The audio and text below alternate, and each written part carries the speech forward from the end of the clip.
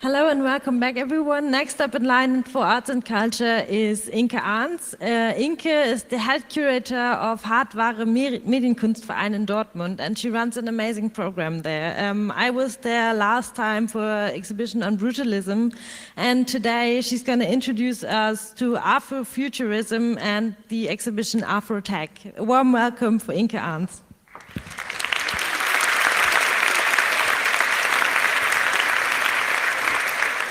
Thanks, it's amazing to be here. I hope you can hear me and the technology is working. So I'm going to briefly introduce you to Afro TECH and the future of reinvention. It's an exhibition that is currently on view in the Ruhr area at HMKV until late April, and it's just there's a lot of gold in the exhibition. So what's the exhibition about? The exhibition Afro TECH and the Future of Reinvention puts Afrofuturism in dialogue with alternative technological solutions and imaginations. The speculative narratives unfolding in the artworks on display, I will talk about them later, are confronted with actual inventions from maker scenes in different African countries. This creates a double shift of perspective. While the artworks project decidedly African and diasporic science fiction visions, the real devices appear as evidence of a technological development that is already underway.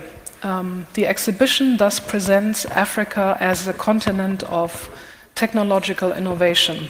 And I will explain to you later why this is so, why we do this.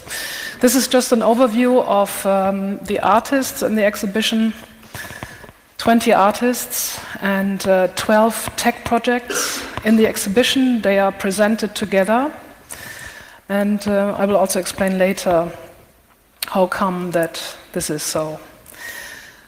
Before I talk about the exhibition and go a little bit more deeply into the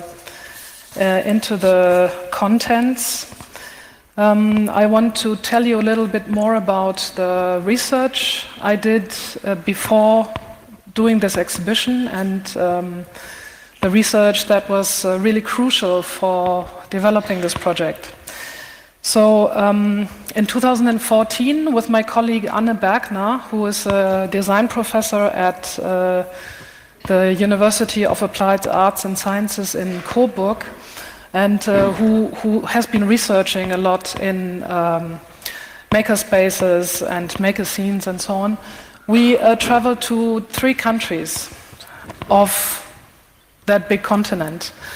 So we went to Kenya at the eastern coast, we went to South Africa at the southern coast, and we went to Nigeria in order to research what people were doing with technology. This was the first logo which Anna developed. I think it's a really beautiful logo. It obviously shows you the silhouette, the continent, with a wheel, which is very important, a satellite dish, a helicopter rotor, surveillance camera, flashlights, and also something like a cable that looks like an elephant's mouth. So when we started, we had certain ideas and wishes. We wanted to look at the use, the adaptation, and the reinvention or invention of technologies, new technologies, in those 3 African countries. And it was very interesting because in 2014, before going there, we also read a lot of stuff on the internet. For example, there was this interesting article by Ethan Zuckerman, Africa's hackers are today's world-class tech innovators, which was published in Wired, for example. Then there was and I'm just pointing you to these articles in case you're interested in looking at who's writing about technology in Africa. White African, who's actually Eric Hersman from Nairobi. He's running this blog where you can find lots of really interesting entries. This is a very interesting and important guy, Emeka Okafor. He is part of a very big family from Nigeria. He emigrated to the US. He's living in New York City, and he is one of the people who started the Maker Faire Africa project, and he also ran the Maker Faire Africa in Lagos in 2012. So his online project is called Timbuktu Chronicles, so you might want to check out what he's writing there. This is just a really beautiful poster of the 2012 Maker Faire Africa in Lagos, which gave us a lot of ideas actually where to start our research and where to look at. And okay, that's another rather funny article. Want to become an internet billionaire, move to Africa from 2011 already, and the map actually shows you the projected undersea cables in May 2013. I'm not going to read you all of this, just to tell you we wrote a kind of FAQ before we went, because we wanted to make very clear what we were interested in and what not. Just to give you an idea, we were interested in people doing strange things with technology, electricity, software. Those who are not contenting themselves with corporate solutions designed for the global north, and who, out of this dissatisfaction, are starting to develop their own solutions. So that's what we were looking for. It's just my first impression of Nairobi. And the things and the people we met were quite amazing. For example, here in Nairobi in Kenya, we met this Eric Hersman, white African, who had at that time been developing the first internet server that could work without electricity or without constant power connection, which is something very important in Africa because in some countries, or let's say in many countries, there are constant power failures, and many people, of course, use power generators, which consume a lot of gasoline in order to become independent of those power cuts. And so with this little machine, I mean, with a laptop like this, it's not a problem, because it can kind of survive 2 hours, 3 hours without electricity, but the servers for internet connectivity can't. And so that's why they developed this machine, which has a built-in battery, basically. Somebody else I met in South Africa has developed this project, RoboHand. And the guy who invented the project is Richard van As from South Africa. You can see him in the yellow T-shirt. He actually used to work as a carpenter, and at some point in 2011 or so, he had a serious accident. He kind of cut off half of his hand. And so when he went to the hospital and had to face medical treatment, he suddenly realized that he basically could not pay for an artificial hand. So he decided to make one himself. And at that time, 3D printing was just up on the horizon, and he invented a solution for himself. But then, in the process of making this fully mechanical, non-electrical hand, which is fully functional, he realized that this solution could not only maybe work for him, but also for others. And so that's when he decided to put the files online, and they're accessible for anybody who has a 3D printer, basically, and they can be adapted to the individual needs. This green one is a hand that we printed out for the exhibition in Dortmund. Okay, the flying donkey challenge or contest was also quite popular at the time. I think they kind of discontinued it because of several bomb attacks, and they could not follow up on this. But the idea basically, when you don't have infrastructure, roads and stuff, why not, use transport drones? Another very interesting project is a project that was presented at the Maker Faire Africa in Lagos in 2012. It's a project by 4 schoolgirls who built a generator. It's a power generator, which is not running on gasoline, but which is running on urine. And apparently you can produce 6 hours of electricity with 1 liter of urine. They were about to install it into their school system. So just to give you some ideas that resulted from this research trip, very often I had the feeling, okay, there is a serious lack of infrastructure, a serious lack of material, infrastructure. There's not a cash machine at every street corner. There's maybe not roads that are kind of good enough to be used on an everyday basis. So there's really a serious lack of physical infrastructure. And what I noticed is that it's not about catching up, but somehow it's about jumping over, right? It's about going directly to the next level. So going directly wireless, and I guess some of you know that, or many of you might know that M-Pesa was introduced very early on. It's way of paying with your mobile phone without the need of having a bank account. Of course, the usage of mobile telephony is very widespread in Africa, and so a lot of ideas suddenly somehow became very virulent, so to speak. Out of this idea of jumping to the next level.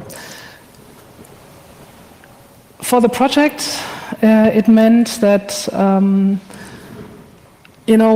what I had seen in those 3 countries somehow did not correspond to what you usually see in the media, television, or in the newspaper.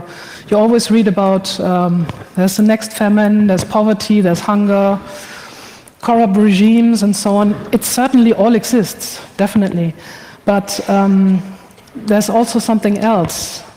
When we had the opening of the exhibition, I said, there's normality in Africa,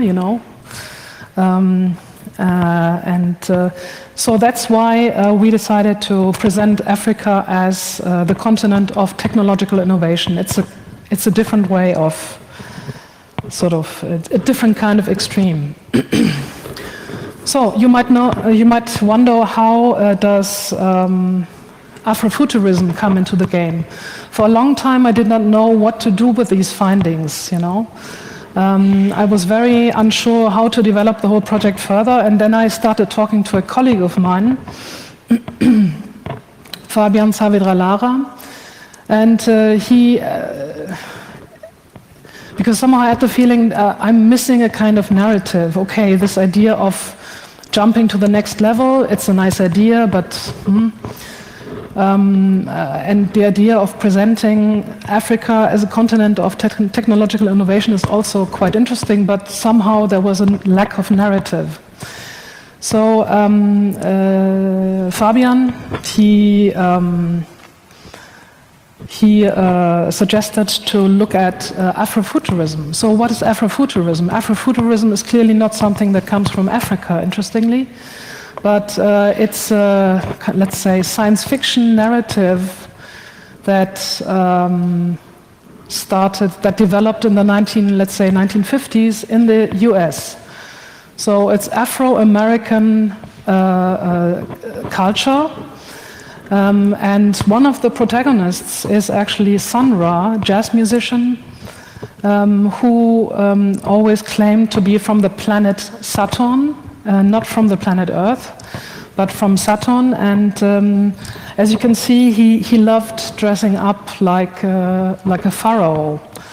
So those two references were very important. The reference to ancient Egypt, so let's say a high culture in Africa, and at the same time the reference to space, to outer space. And these are two very important references for Afrofuturism because, and you will find these references in many, let's say, science fiction stories, narratives. So when you're being denied your own place in the present time, Afrofuturism has been looking for alternative spaces and also times. So that's why space is an alternative place, and also, let's say, the moving into the future or into the very faraway past is an option, or became important in Afrofuturism. So maybe you have wondered why we have such a very strange design. See? On the right-hand side, it's the building we are located in. It's the Dortmunder U, it's the former Union Brewery, and it has this beautiful logo on top of the roof, which obviously stands for Union, this beer brand. But our designers actually found this parallel in Sun Ra's hairdo, let's say. So that's why we actually developed this this design. So let me tell you a little bit about the exhibition.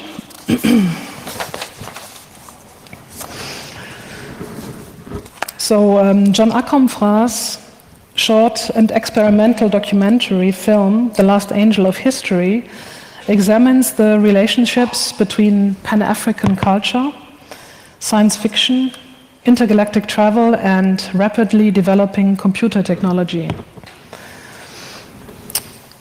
The short film Afronauts, from the Ghanaian director Francis Bodomo, looks at the real history of a planned space program in Zambia of the 1960s, a time at which political utopias encountered technological progress.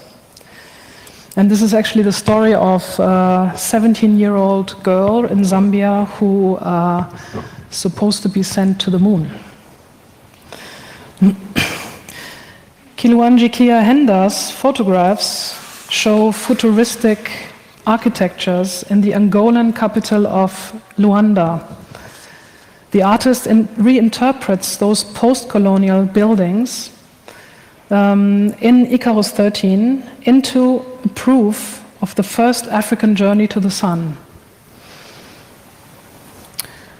Kabvani Kivanga, in her Sun Ra repatriation project, has the goal of bringing Sun Ra back to his actual planet of origin, Saturn. Sun Ra, who died in 1993, was a jazz musician. He claimed to originate from the planet Saturn and represented the philosophy of the astroblack, which confirmed his extraterrestrial origin.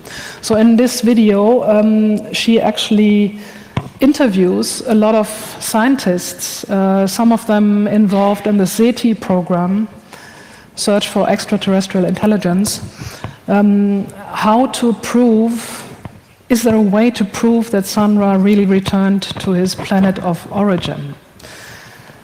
And she actually manages to prove it, obviously.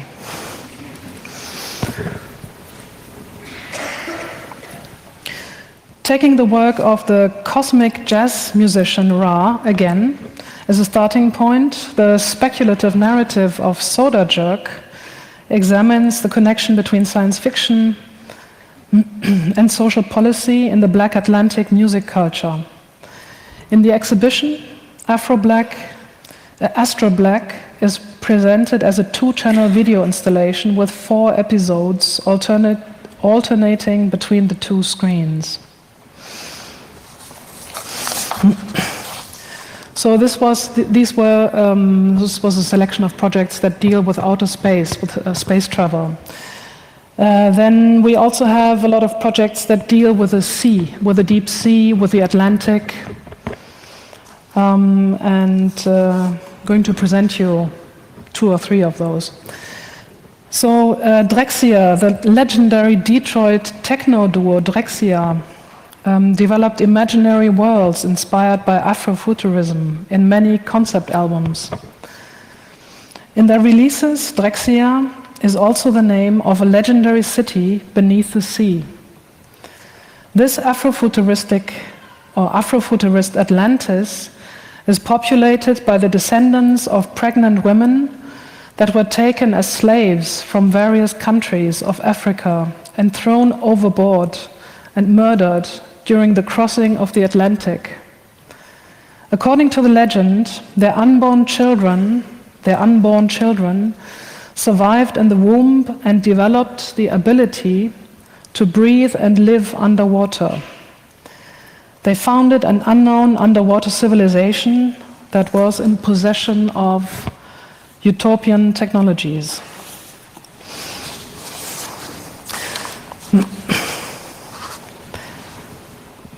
The South Africa-based artist Tabitha Rezer deals with the sea as a storehouse for pain, lost stories, and memories in the era of colonialism. And Deep Down Tidal, that's the work we see here, sorry. While it also contains the deep sea, it also contains the global infrastructure of our present-day telecommunications within it. So she really follows, she actually overlays, she finds a parallel between the undersea telecommunication cables and the routes of the slave ships that have traveled from Western Africa to the so-called New World.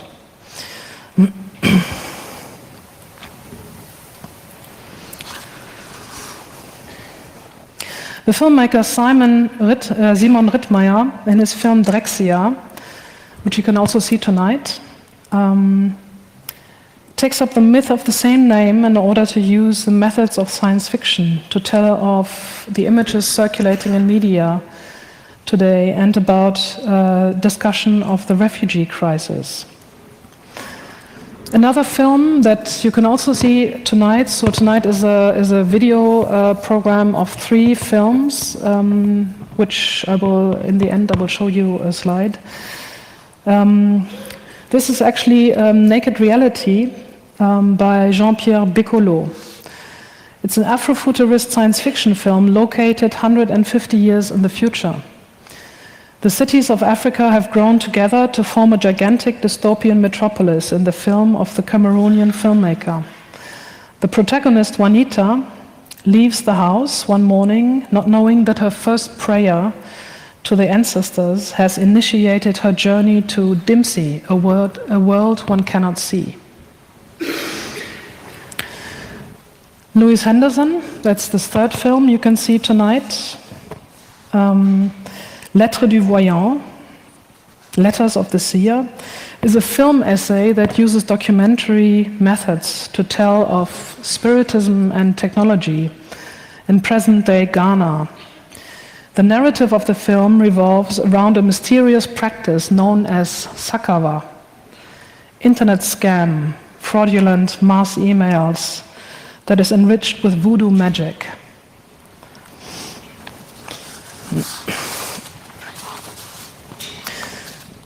Fabrice Montero comments, he's a Belgian Beninese photographer, comments on environmental destruction in various regions of Africa in his photographic work, The Prophecy. In his images, he stages fantastic entities. He has designed, together with the designer Dulcie from Dakar, in apocalyptic landscapes. We're showing 4 of these pictures. Here I only show you one, and this is obviously dealing with computer trash.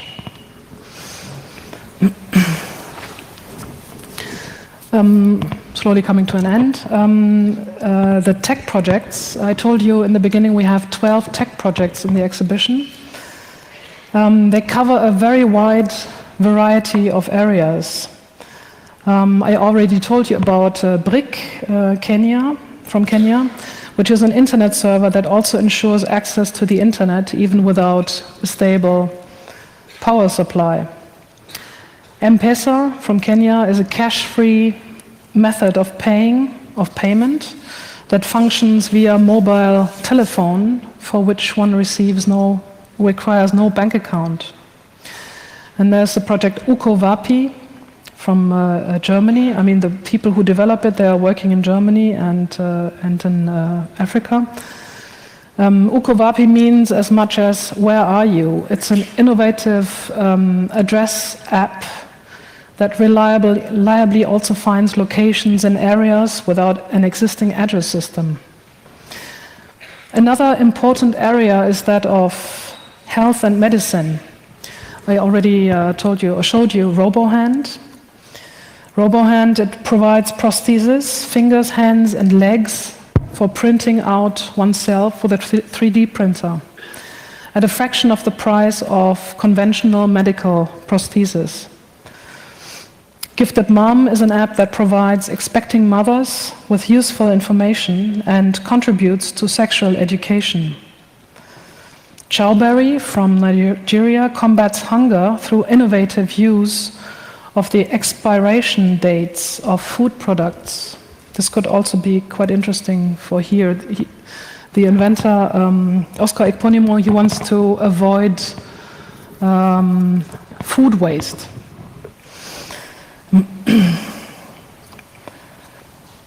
And then there's a project called Cardiopad that helps with medical diagnosis in areas with low populations and creates a direct connection with medical specialists. Juakaliscope from Kenya is a completely functional microscope from the 3D printer. And Shiriki Hub, and that's the last image I would like to show you. Shiriki Hub, and this is Henry Nyakarunda from Rwanda. He built, it's a kind of solar kiosk which can be used for, or which people can use for recharging their mobile phones and mobile devices. And Henry, he also came to Dortmund. We had a one-week festival, and we invited several of the inventors. And Henry, he told me, because he builds these kiosks and he kind of rents them out to people. So people can rent them and they can make money on recharging telephones. And he told me, I'm not employing young men. I'm especially, I want to work with the young women, especially young mothers, because they feel very responsible. So he's predominantly employing young mothers to run these kiosks. So if you're interested in more stuff, there's a travel blog, obviously there's a video about the exhibition. There have been some very interesting press coverage. The film screening I would like to point you to is every night from tonight at 10 o'clock in the video lounge. It's those 3 films. And I would like to thank you for your attention, and I'm here for questions and answers, obviously. Thank you.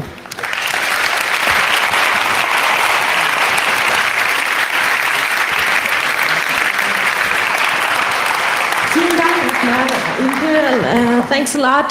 Just one remark, the video lounge is in the art and play area over there, and also for those of you who are interested, all of Sunra's albums are freely available on openculture.net, and I think it would be a perfect thing to do after Congress to zone out a bit.